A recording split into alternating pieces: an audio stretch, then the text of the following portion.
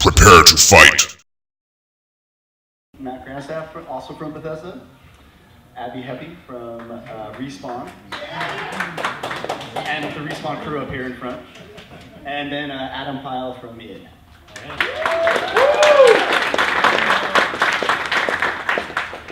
So I guess we'll kick things off with kind of a basic question. What drew you guys into community management, and how did you actually get into it? Whoever wants to start. I like video games, and I reviewed video games in college, and had a marketing job that was looking at stuff for clients like BioShock and The Darkness. And living in Washington, D.C., there's not a lot of video game jobs, but there is Bethesda, and it's 20 minutes away. They opened up the position right before Fallout 3 got announced, and they needed somebody. They hired me, so it's great. How about you, Adam? Well, I came from Press 2. I was at G4 before starting to Respawn. And who else here is from G4? Or Respawn. And so I was doing video game reviews and heading up a lot of our conference coverage. And I actually had met some of the team before, and I was sent a message on Xbox Live saying that the position was open, and I went for it immediately. So we should note that Abby was screaming last night at video. I was cheering at video games. I'm so sorry. And the World Series of Games. And the World Series of Dance, yes. Ryan, what about you? When I showed up to Insomniac, I was there to run our PR and marketing, but the biggest thing I realized was, as an independent game developer, that we should be the ones taking care of our fans, not our publisher. And there was just a huge opportunity there. So basically, I just formed something out of nothing. And this was back in like early, 2000, I want to say 2004, 2005. And there was really just us and like Bungie from like a console standpoint, and just kind of making it up as I went along. Nick?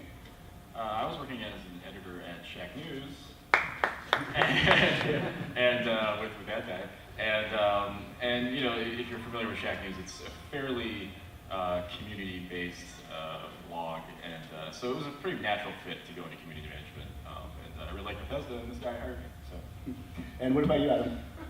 Mine most directly came from my competitive play that we had from Quake 1, Quake 2, Quake 3. I was very involved with running clans, getting into tournaments, going to professional tournaments and CBLs in Dallas. And through that, we met a lot of friends. There was shoutcasting. My wife was involved in a professional female clan that was also had some shoutcasters in there in the early days. And then beyond that, I ended up running a LAN center and got really involved kind of in that aspect of it. Following that job, what actually ended up landing me a job as a community manager. Really, I got into web design and hosting, and I applied for a job that was just strictly for web design. And they saw my resume that I had been really involved and knew a lot of people in the industry just from my competitiveness, and that kind of led to them asking me to also do community management work. Ryan, you mentioned that you started at Insomniac doing some PR and stuff. Can you guys talk a little bit about the relationship between the public relations and community management, like how the two groups work together, if they know what they're each doing? I know it's probably different at every company, but how is it in Insomniac?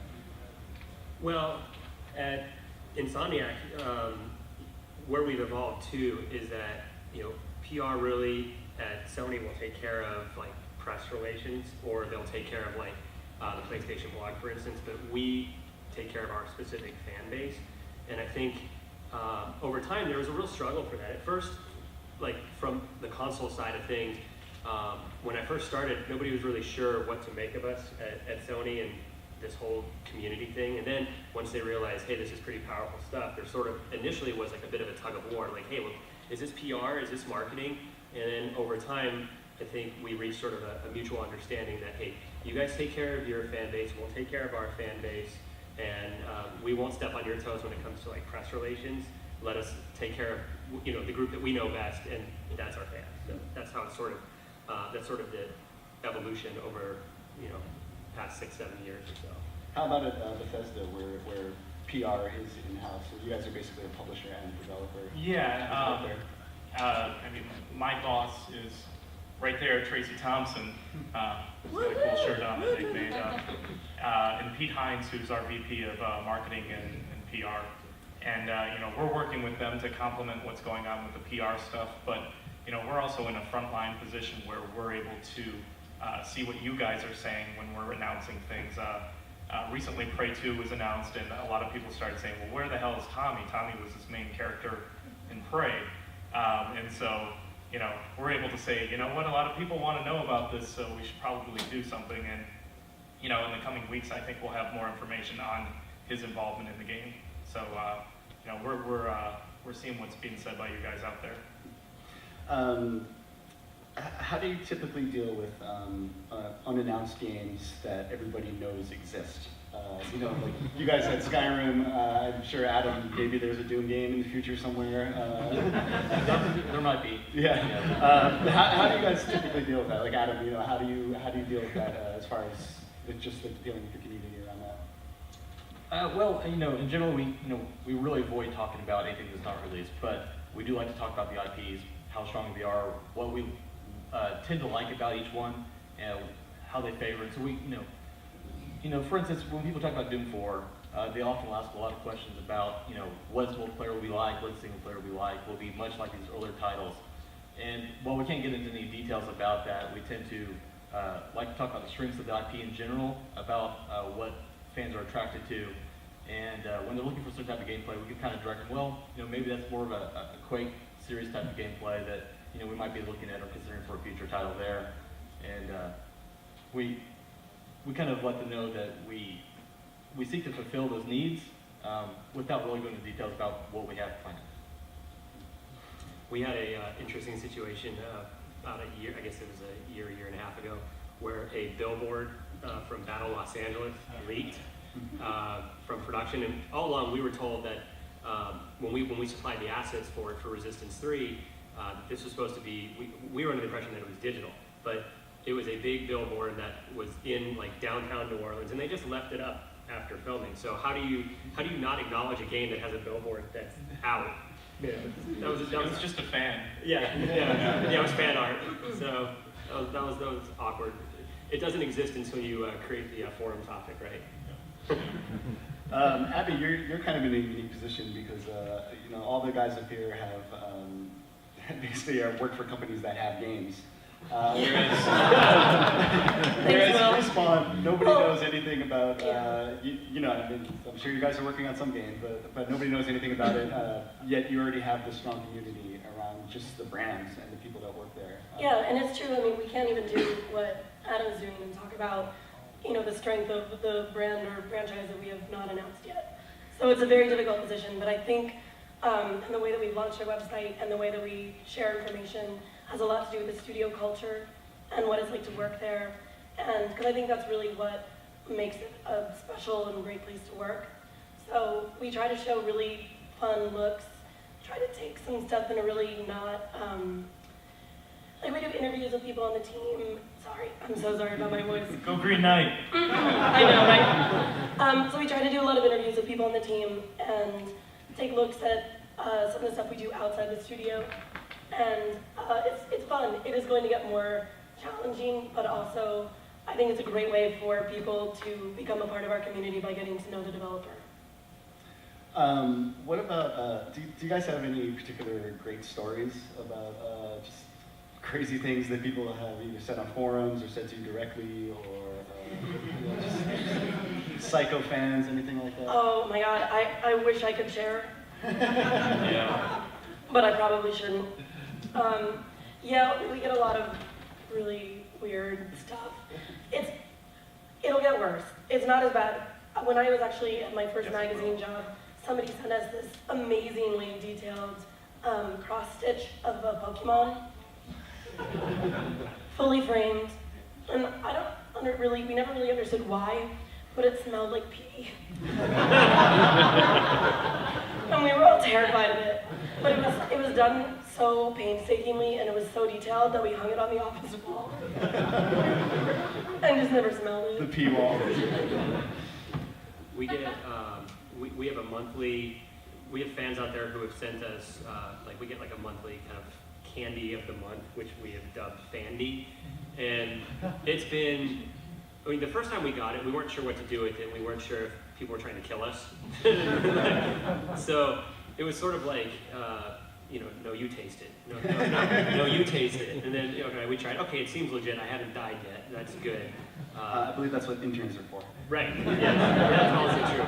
So I guess the strangest one we got was we literally got a gigantic bag of mixed nuts. So we got a bag of nuts. Like, thank you, fans. It's awesome. So do you eat it now? Like, Yeah, it's fine. Nobody has been lost for the count. So far, so good. So, You're so brave. yeah, we're trying. We love our fans. We'll eat whatever you make. That came out wrong. How has community management changed? Changed the most over the last few years. I don't know how long each of you guys have been doing it, but there've been some changes. As far as like podcasts and things like that. What have been some of the biggest changes you guys have seen? That's a tough one.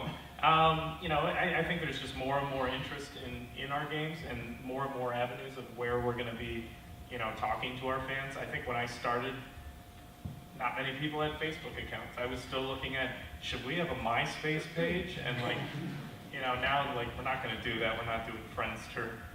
But now you're at a point where it's like, well, is Google Plus going to take off, and do I need to do something with that? And we're doing the podcast stuff, and a lot of times Ryan and James and your team, we're seeing stuff that you guys do, and being one of the first community, like you said, community console groups. We've seen a lot of stuff you've done, and we've just taken it. That's totally okay. I think that's what it's all about. It's all about collaboration and learning and growing from each other. And I think the biggest thing I'm seeing right now is measurement. Like being able to interact with our fans on a one-to-one basis and know, for instance, there's this thing called Clout. I'm sure you guys have heard of it, where it kind of measures your Facebook and Twitter, kind of how much you amplify across the social network, so to speak. And it's interesting to be able to look at that and see, okay, we definitely need to reach to these guys because they have when they reach out to people, their score is such that our message is going to get spread that much more. And it's great that there's more metrics behind what we're doing and be able to kind of really expand from a marketing and PR standpoint and know that what we're doing actually has a tangible effect is really cool for us. Yeah, it's a lot of instant gratification. Mm-hmm. What are you influential in on Clout now? Well, that's the funny part is if somebody even does a joke post about Justin Bieber, you're instantly influential on Justin Bieber forever, which really sucks because I'm not influential on Justin Bieber. If you take one thing away from this, I'm not. But it's EA, Justin Bieber, and triathlon, I think are my things, and that's pretty eclectic, if you ask me. So that's the downside of Cloud, though, is it's still a work in progress, but at least. Even on Facebook now, being able to click on the page overview button and see even though there's a 2-day lag, to be able to see wow, we're at 10,000, page views, or 3,000 visits or whatever, to see how we're trending and what happens when you actually have content to share, when you have beta codes to hand out, and it's just boom, that curve just goes up. It's nice to be able to really feel that and see that instantly, like you're saying. Speaking of social networks, obviously they've blown up over the last few years, and they're more important than ever. What sort of strategies do you guys have for using social networks? How do you use those to leverage community management? Well, right now, especially without a lot to talk about, I'm trying to keep a minimal eye on a lot of them, because a lot of times these avenues of questions get opened up, and you're like, I can't answer that. Oh my God, please don't ask. And I feel bad, it's like you're teasing someone. And but I think having a centralized website and Twitter, and this is what I wanted to ask everybody else on the panel, is do you find it's better to be on more of the social networks, or to take your message and make people either go to your site for it or use fewer outlets so that you can centralize your message? Yeah, that's a good question. We've definitely tried several different strategies as far as that is concerned, and I don't know. I mean, it's still something that we're looking at, I think, and trying to figure out too. But I am personally more of a fan of fewer avenues. I think it's for somebody who's trying to find information about a game. You know, if you have one or two ways that you're getting it out there, it's easier for us to manage, and it's easier for people to find it as well. And you know, it's also just a matter of making sure that you don't leave anybody behind too. So like we have our forums, and you know, it's something that we have to keep reminding ourselves, like, well, if we're going to do something over here, we've got to also make sure that we're not forgetting these guys who maybe aren't, you know, on Facebook. And so it's hard to figure it out, but you know, there are so many social outlets now that you almost have to pick and choose at a certain point. Typically, it would seem that the forums might be the most important, since those are the people that are actually coming directly to your site and interacting with each other on the forums. Do you see social networks ever outpacing forums for that sort of stuff, or is it just kind of, you know, just another type of thing? I think it's different. We've found that like the people who are, you know, particularly boisterous in the forums they will go on to Twitter or Facebook. It gives them more avenues to reach us, and if they're not being heard, if they don't feel like they're being heard in the forums, then they'll just take the fight to the streets, so to speak. And I think that's really one of the challenges of community management is, hey, wait, I just answered that question to you specifically like about an hour ago, and now I've got 3 emails in my inbox, and I've got you on Twitter and Facebook. Like, calm down.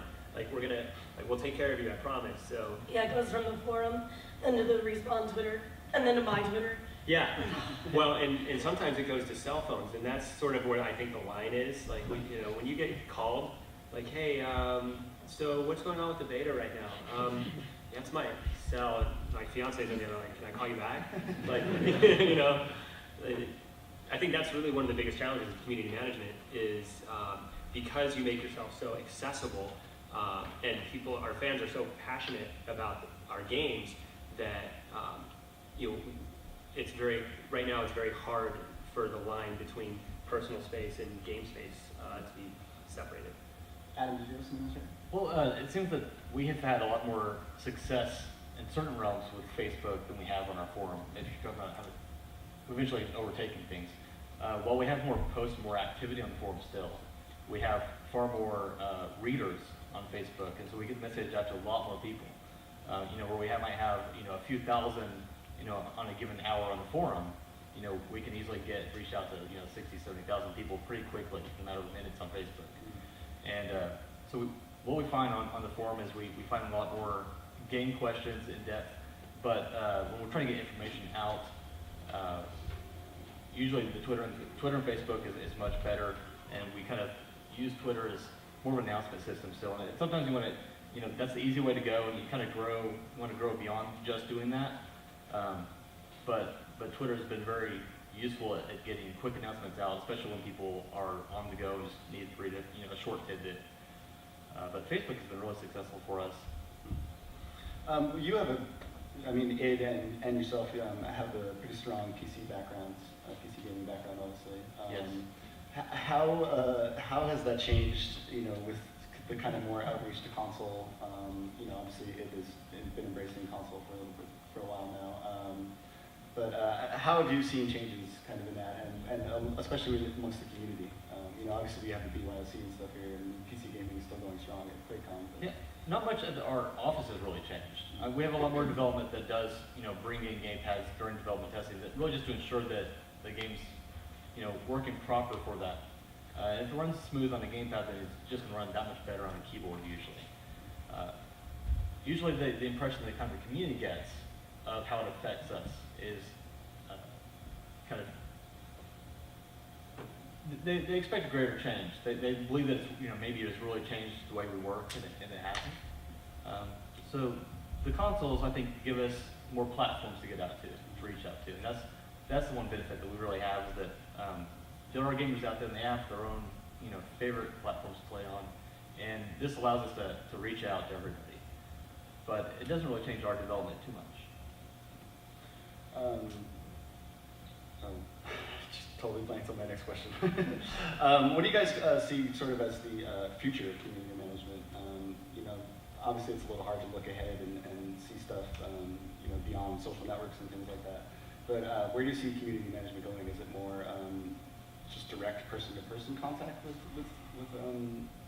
We'll be making house calls in the future. Yeah. Teleporting right into your Yeah. house. But how do To you tell see you it that the PS3 version is fine. I mean, one of the things that I see, you know, I play a lot of games, is, and I don't know if this is something that's going to come up in one of our games soon or not, but you know, you look at Little Big Planet, something like that, where the community is built into the game. You're creating new content, and that has its own peer review and everything like that. Like, I'd love to see more games doing stuff like that. Yeah, with Quake Live, community is our game. You know, everything's driven by activity with the community, with the profiles, with their stats. Basically, the way we handle community management for that project is that the information we get from the community is really just a direct kind of tie into what developers are currently working on. So rather than it being more of like a PR stance where we're trying to get information out, we're usually trying to listen and bring everything in so we know where to take, you know, the next steps, because we just work on the iterative process where we're constantly changing, constantly improving, and a lot of those decisions are just made by the feedback we receive. At what point in the development process does community management typically come in? Are you guys there from the start typically? Like, do you always know what's going on in all the development departments, or do you more come in later? Yeah, I mean, we definitely are involved from the very beginning. Our team, we try to conduct research immediately after the game has been released initially. What's working, what's not, what lessons can we learn to take to the sequel. You know, we're involved in the pre-production. We're basically, like, we think of ourselves as in-house marketing, even though we have a publisher that we work with as well. So that means that we're doing a lot of our own research, and we're talking to the community and passing that back to production. Our feeling is we can be faster than waiting for that market research that takes like 2 to 3 weeks, if not longer, to compile and bring back. So, I mean, as everybody here knows, like, community doesn't work that way. Like, that's ancient history. So we just try to be a little more, you know, quick boots on the ground. Yeah, I mean, we're involved pretty early on projects. We're seeing what's happening with projects years in advance. So, you know, we can provide our feedback based on the feedback we get from you guys, and you know, make sure that the games we're making are the games you guys want to play. How do you typically deal with angry fans? You know, I'm sure every so often you get somebody who's really pissed off on the forums or on Facebook. We haven't even done anything and people get mad at you.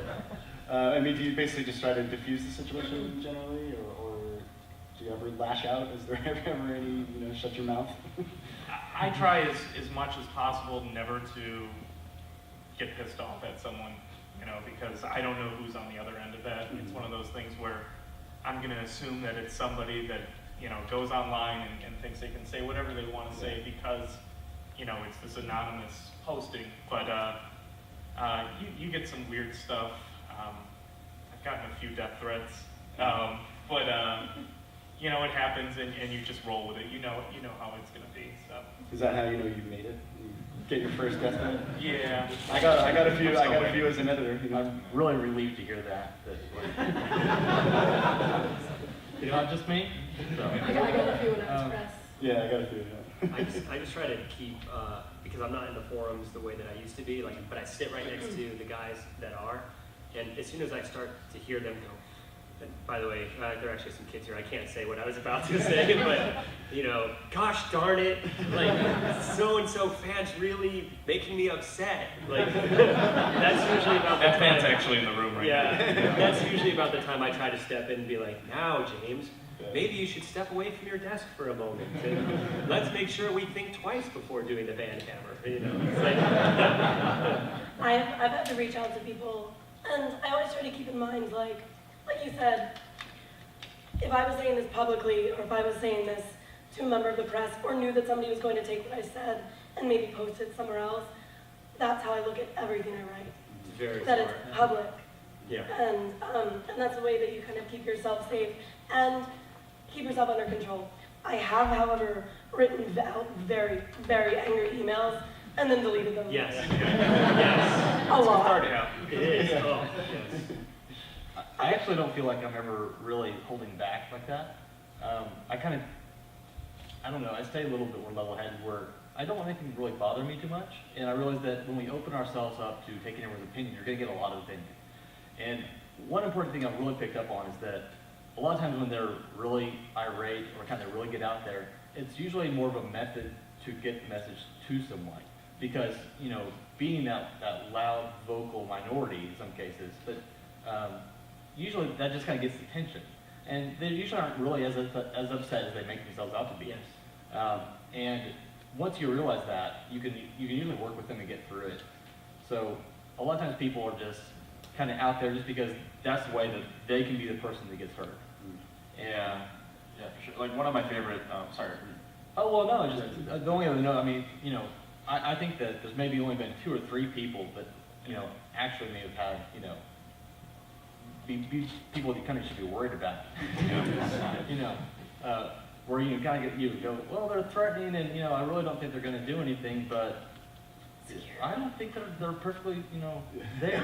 They're not quite right, but really, I think that people are really good. You know, maybe I give too much credit, but I think that everyone in general is good, and that they just want to be heard, and sometimes they don't know how to do it, and being loud is the easiest way. One of the favorite parts of my job is when we get messages on our voicemail from fans who've called in. And yeah, they can get fairly irate sometimes, but my favorite part though is listening to Matt return the calls, because he will call up and just be like, hello, you called Bethesda Softworks, and they're just so surprised that they actually got somebody on the phone that they immediately mellow out completely. Yeah. Like they become normal people, like immediately, and it's yeah, great. Okay, thank you. Totally. Thank you, sir. Like, oh, it's great. Matt, do you have a mellow phone voice for us that we can hear? Normally it's just the fact that they go on for, you know, like 10 minutes, and you're just listening and you're listening. Okay, I got it. Just say the phone number slow enough that I can write it down. 54455, and then I'm hitting 7 on my voicemail to like rewind. No, I still didn't hear it. Hit 7 again to rewind. Yeah, we always typically found that people, basically, if they sent you an angry email or called you or whatever, if you replied, they would be like, oh, okay. You know, like they just kind of wanted to throw it out there and didn't necessarily expect a reply or didn't necessarily want. How much do you guys use the community to kind of manage itself and moderate itself? You know, obviously a lot of forums have, you know, most of the moderators are fans and you know, don't officially work for the company. Yeah, we don't even actually have moderators yet. And so far, everybody who's been coming to our site, with very little exception, has done a really good job. I've noticed people who post the correct answer in threads, and they basically are moderating, and we've never actually asked them to. It's great. I hope that lasts a little longer.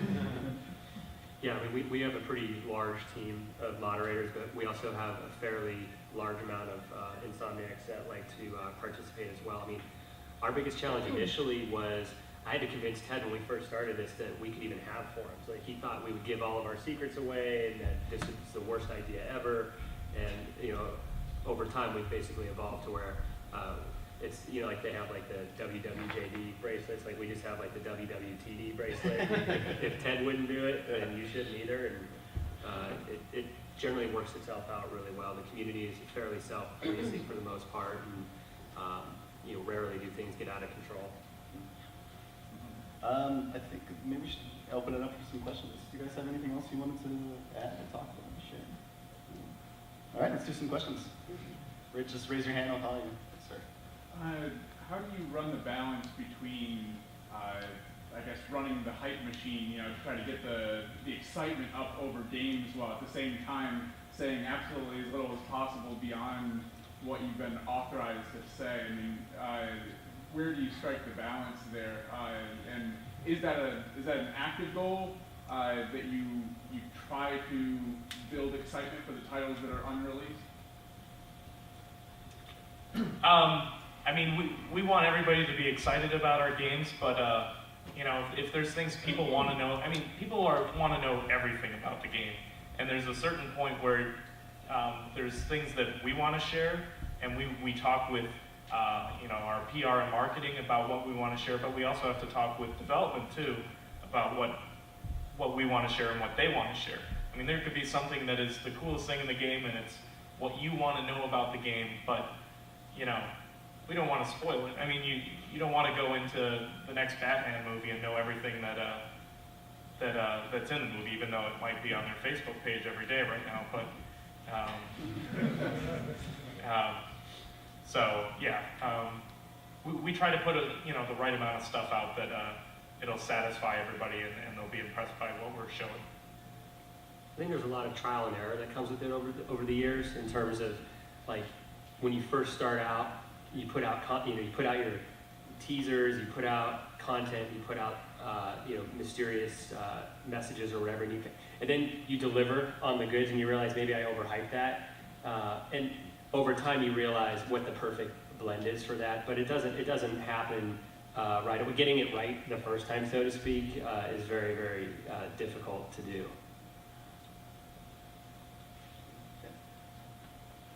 How do you balance, I mean, especially at QuakeCon, you have a very engaged community, people that like do multiplayer a lot, that are very enthusiastic, follow brands and development teams for a long time. And they might demand features, I don't know, let's say the dedicated server discussion, right? They demand features that are maybe not applicable to like 90% of your other casual gamer, or, oh, I just buy this game at Best Buy community, right? So how do you balance, like, how is your feedback and the community feedback heard in the development team, these kind of decisions? Oh, do I invest in this competitive gaming feature that maybe like 5% of the gamers use, or do I invest this time and effort into a Facebook integration or Xbox 360 avatar T-shirts that maybe 90% of the other people would use and generate more money for you? I'm sorry, our dedicated servers and, you know. Well, in general for us, it seems that the way we handle it the best is that we take in all these different suggestions of what people are looking for, and we find the way to mold each IP to handle this kind of distinct market or, you know, kind of desire. So, you know, if they're wanting, you know, a fast-paced multiplayer game, you know, with dedicated servers, it may not fit a game that we have in production. But we go, you know, we have this other IP that is traditionally for that, and that's what it's good at, and we try to do what we, you know, do best within that IP. So that's how we really direct it. We find out how to move each IP forward such that it has its own market, it has its, you know, distinct features between our other titles, and that way we have, you know, kind of a broad, you know, coverage of what our games provide to the community. Is there a lot of stuff that gets added after the game is out? Like, is that mostly based on community suggestions?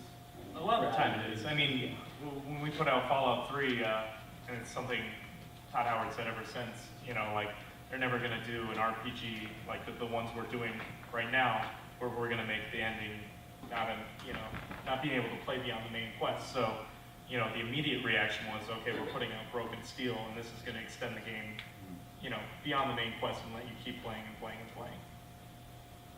I think just to follow up too with your question, it goes back to my last answer, trial and error, in that what happens with feedback, at least what has happened with us in Insomniac, is it's been a bit of a pendulum where after Resistance Fall Man came out, we heard very loudly and clearly about people wanting co-op.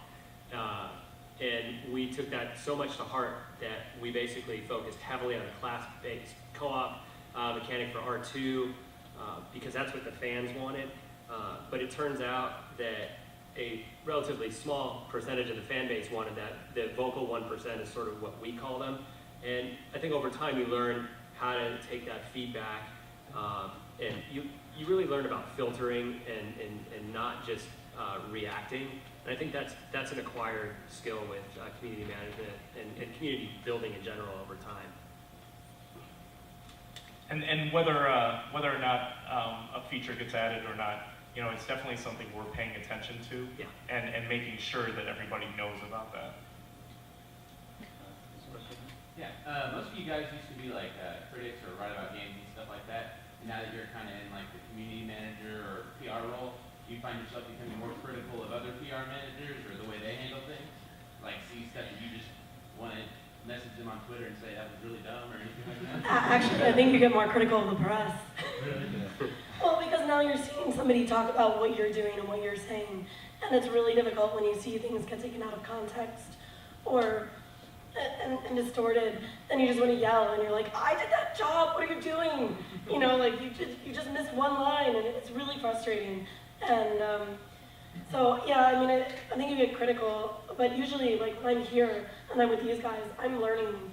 Like we're talking about what we do, and these are conversations that I've had with these guys at this convention outside of the panel, and it's wonderful because you really get a good chance to Talk. learn from, you know, everybody else, and so I tend to be less critical of other people doing sort of my job. I'm trying to, you know, trial and error. Yeah, and just to build off that too, we had, you know, James used to be a games journalist roughly the same time as Matt, right? Like, Yeah. And we had another guy who's now in project management. It started off on the community named Brian Intahardy, who's Fragile Eagle at EGM and Sporto, yeah. I love it when people call him that. But with both of them, their eyes were just so opened up to the world of development once they were let inside that space that I think, to Abby's point, like you end up being far more critical of journalists that don't do their homework or who, you know, just write, you know, really schlock or just speculate after playing, you know, a small percentage of the game. They don't really know what goes into that, and it definitely can be frustrating. But we know they have a hard job. You know, we have a hard job, and I don't think I observe what other people do, but I don't think it's the kind of industry where anybody goes after people like, hey, that was really dumb. In fact, a buddy of mine, and I think a friend of all of ours, you know, Jim Redner, had to go through some tough times recently via Twitter. And, you know, the first thing I did was, you know, email him and give him, you know, my support. So it's almost quite the opposite. What are your thoughts on ARGs and how they affect your community and each side of them? And would any of y'all consider doing any of this? Good question. We've looked at them a couple times, and you know, sometimes I've talked to Pete Hines about this a couple times, and we haven't really taken that avenue. And we have done some things that were kind of like that. At one point on the press end, we sent bring posters out, and it was almost like a map with the different characters, and you were supposed to see how it all kind of went together, and we had an elaborate plan with that. And the way we planned it didn't exactly turn out how we thought it would. And sometimes I think it's just easier to, you know, to spell it out. Here it is. Here's Skyrim, or, you know, something like that. We did an ARG for Resistance 2. We actually worked with the same team that did I Love Bees and the Batman campaign, 42 Entertainment, and you know, we learned a lot from that process. It was two really different communities. Like the ARG community is a very distinct group that wants to really dive into that rabbit hole, and then the game-specific community, I think, to Matt's point, they want the info. Like, what am I going to be playing? Like, I need specifics. Like, what's happening that's different from R1? What are you doing R2? But I think they could be complementary to each other. I wouldn't do an ARG for like we're launching a new IP with EA called Overstrike. And like I wouldn't do an ARG for that title because we're still establishing what the universe is and trying to invite everybody in. Why make it difficult?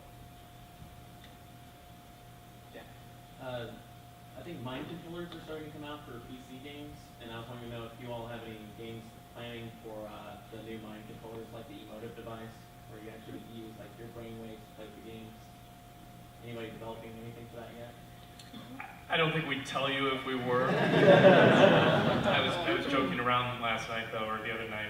I am working on a fourth-person shooter. It's called Toby, I believe? Yes, that's it. Yeah. It's like Catherine. but it's totally.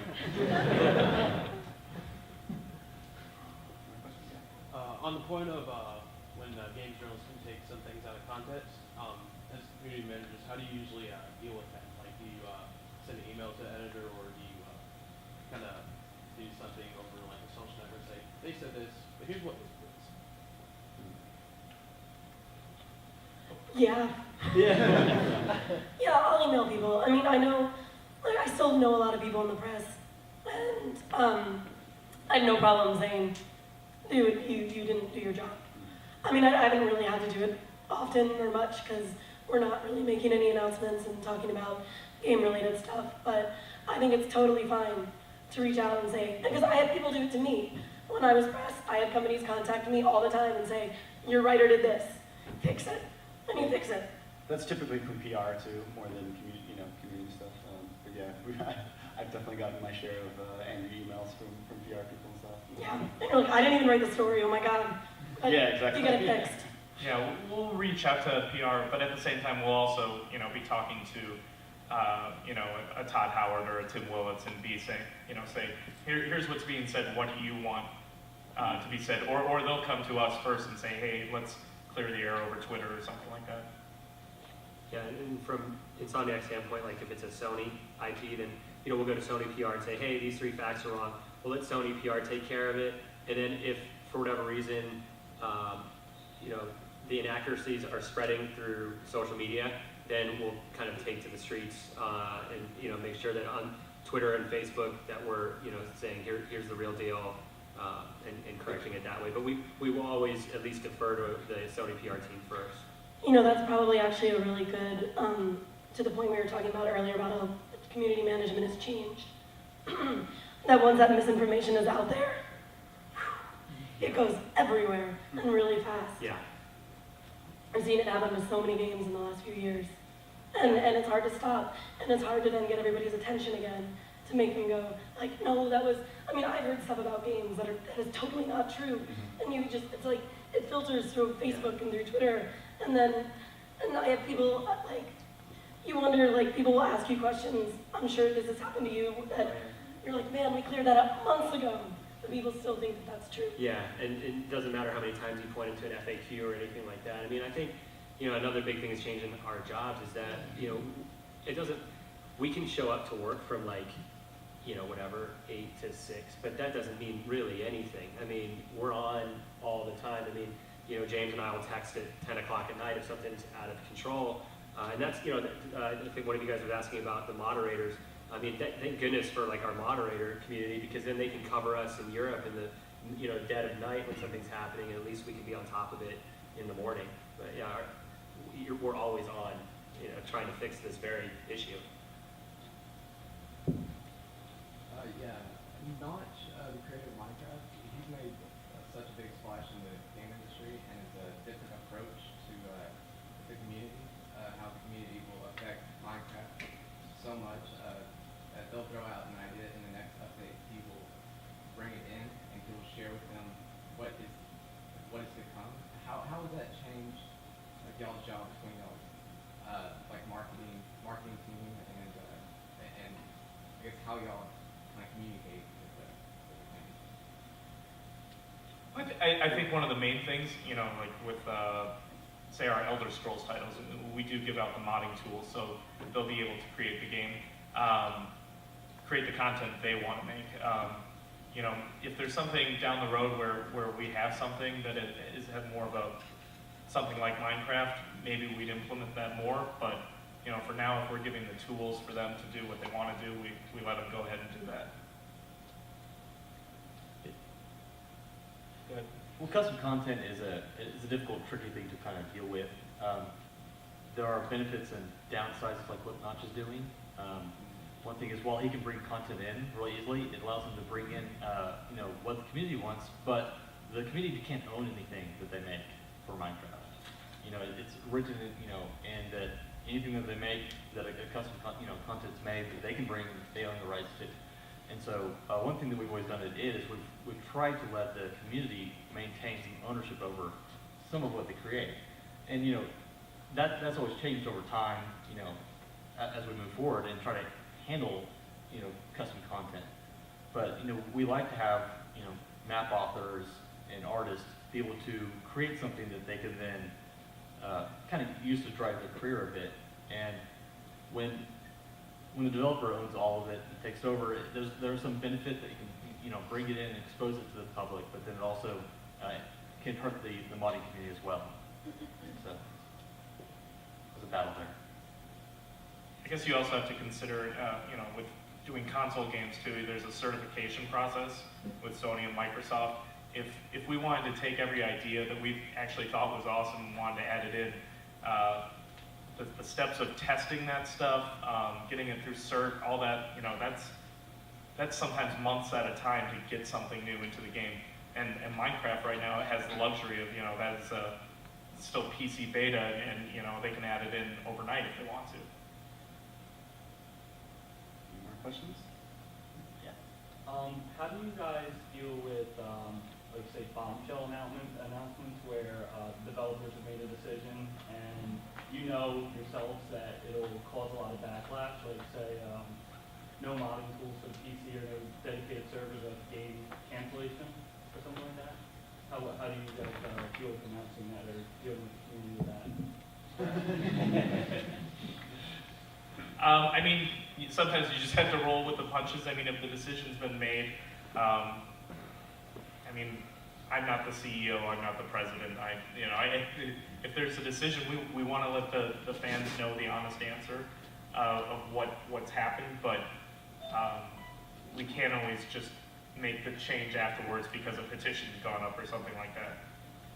Yeah, I mean, we went through this last year when we announced that we were making multi-platform games for the first time, and we had a pretty dedicated PlayStation 3 following, and a lot of people felt fairly betrayed by us saying we're going to develop for the 360 as well, and we knew going in what that would be like, so we made sure that we had a very tailored game plan for how we broke the news. We made sure that it came from Ted directly. We made sure that we were all hands on deck from a community standpoint. We told the mods exactly what our position was, and we just made sure that we were accessible. And the last thing we wanted to do is make a corporate announcement, something that felt either insensitive or insincere. You have to be transparent, and just as Matt said. But I definitely think you have to have a game plan and consider all the angles as much as you can. Even when you do that, you're always going to get hit with a curveball here and there. You just, like as Matt said, you got to roll with it. Yeah. One thing about our community that just really excites me is how much it's just exploding with new sites and new people just getting involved. For somebody that's like a newer community manager, somebody that doesn't really have the stature and level of influence in the community that maybe you guys do, how do you handle developing yourself as a community manager as you move on through your career? Do you start off like just focusing just on content and outreach with the community, but at the same time just do a little bit of networking with other people and developing mentoring relationships with them that with people that are more experienced and have a lot to offer you? How do you manage that as you move on? What's your focus as you move through your experience in the community as a community manager? I think one thing I try to do is still maintain. I mean, I don't know if this really answers your question, but is maintain somewhat of some of your personality and when you're interacting with fans. I mean, like it's easy to sort of slip into that PR role and kind of and give very stale answers to people or something. But it's helpful to just kind of be a person and just write blog posts as if you were just yourself. And not kind of become a social machine. I have a question. Does that mean that PR people are stale? Yeah, you specifically is what I was referring to.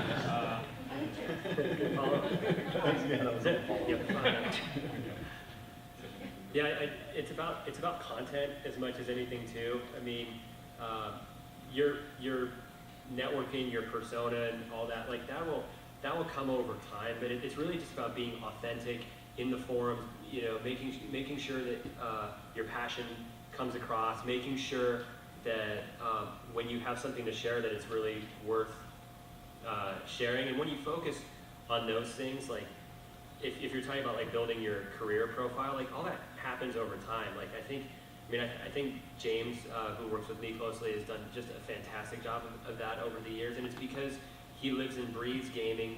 Everything he talks about, he's passionate about, and he's sharing content that should be shared. And when he goes to these conventions, he's a man of the people, so to speak. He's always out there meeting the people that he's on online with.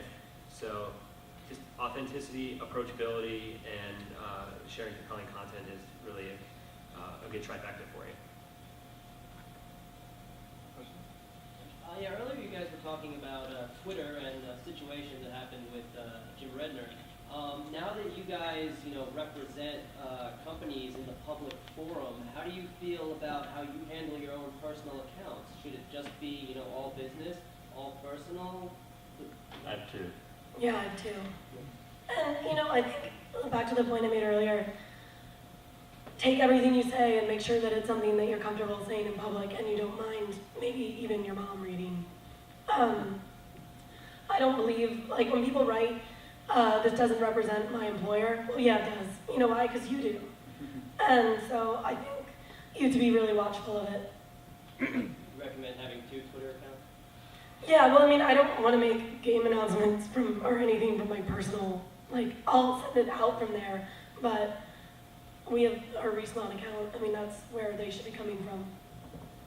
Not just do you want to kind of keep some of your personal stuff personal, but just as much, the community's not really interested, in a lot of your daily kind of personal, Twitter or Facebook posts. And so you want to make sure that you're providing them the information that they want.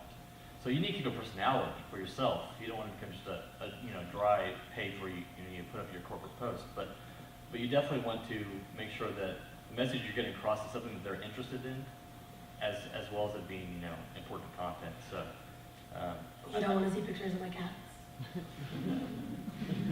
What did Adam have for breakfast this morning? Typically I don't, and so I don't have to make a post for that. I wear mine. I used to have 2 Twitter accounts, and I just found it was too much of a pain in the butt. And actually, I think Google Plus may help solve this one day in terms of with the circles and being able to tailor who you're talking to and how. And that's what I'm most excited about for Google Plus. I think it could really be helpful there. Chris. Yeah. With Facebook and Twitter, where do you draw that line between personal and professional? For Twitter, obviously, it can be public, it can be private, but for Facebook, we'll get a lot of fans reaching out to our own individual developers, asking to be friends, and this is something where they talk about, their wife's medical condition, or something. How do you let your fans down and be like, look, that's awesome that you want to follow us, that's awesome you want to know everything there is to know, but this is just too far. Unless it's somebody that I would say is actually my friend, usually I have to just think about it and assess the situation, and sometimes it varies. Sometimes I'm just going to limit the access they have to a Facebook account. The biggest concern I have normally with social media is when I accidentally post my talking about Michigan football from the Bethesda blog Twitter account. And then it's a real quick delete. Yeah. I keep separate groups also. Sometimes. So, there's people that are friends on social networks that can't see the majority of what I'm posting or information about me. I try to keep it as separate as possible. I've kind of just made myself a Facebook whore. I was just talking about this at dinner last night, and it's you know what? I got nothing to hide. If you want to be friends, it's cool. I'm treating Facebook almost like a personal brand page at this point. And in general, everything I post, I make sure that it's okay to post. And, it's cool. And in some ways, it's I know Mitch and I, become friends that way. And, I met Mitch through our community functions, and, I get to know what's going on in his life. And it's been great for, developing friendships that might not otherwise have existed. And, if stuff comes up that's personal, I'm like, all right, cool. Like, this is what's happening in my life. If you want to know about that, cool. And I'm sorry if you don't. Like, I'm just come and go as you please. So I think they're all right. You know, they're all good approaches. Yeah. You all said that you got created fan earlier, and through calls and stuff like that. Did you get it through social network or through your personal account? I've gotten it through our forums, like through the private messages, or sometimes I'm not sure how they got my email, but they get it. James, usually. Thanks, James. But yeah, I've never gotten a call directly. I've taken a call that was for the company, and then it went back to my phone. Yeah. I was afraid he was going to show off like a Ryan Schneider chest tattoo or something like that. Yeah. Egads. Yeah. As a community manager, how do you deal with game leaks and how do you kind of prepare yourself for that? Just know it's going to happen every time. I mean, it's just, you prepare yourself in that you just make sure that when you try to, if you're going to announce something, you always want to make sure that you're accessible immediately thereafter to see what happens. If you get a leak, that's where having a great moderator network comes in handy. If it's in the middle of the night, you can be alerted to that. But I mean, you have to plan for the fact that nothing is ever going to go according to plan, and when it doesn't, you have to kind of roll with the punches. I mean, I think Call of Duty did a heck of a job with that this year. Yeah, they put up the videos right away. Yeah, I mean, I thought that was absolutely brilliant.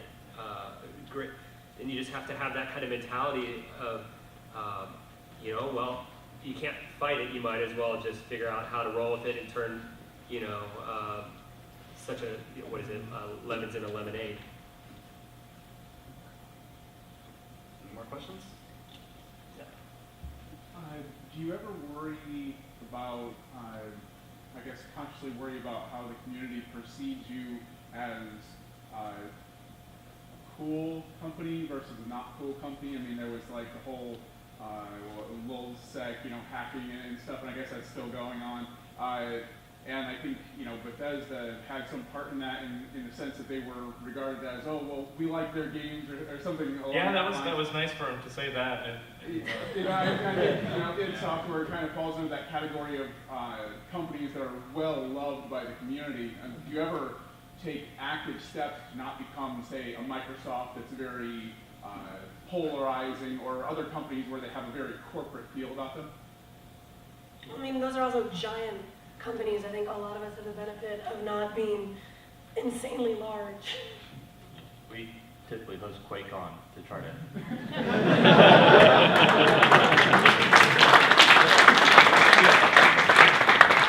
I mean, we really do love the community, and we try to, kind of maintain that peace. And I think that we care about the image a lot. Sometimes you can't always do anything about it, but we definitely care. Anyone Yes. else? Anyone? No? Going once, twice? Okay. Guess that's it. Thanks for coming out. Appreciate it. Come say hi if you want.